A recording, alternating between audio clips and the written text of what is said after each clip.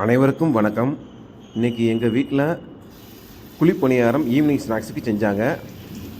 இதில் ரவை, கோதுமை, கம்பு, வெல்லம் இந்த 4ஐயும் ஒன்றா மிக்ஸ் பண்ணி இப்போ குழிப்பணியார கல்லில் ஊற்றிக்கிட்டு இருக்காங்க. ஊற்றி முடித்தாச்சு. ஊற்றி முடிச்சு வேகிறதுக்காக மூடி வைக்கிறாங்க.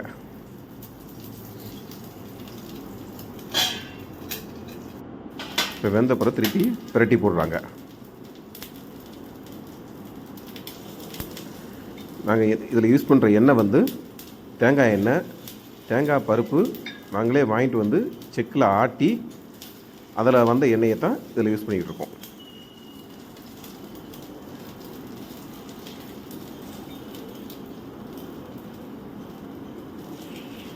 புரட்டி போட்டாச்சு. வெந்த உடனே இப்போ எடுக்கிறோம், தட்டில் எடுக்கிறோம்.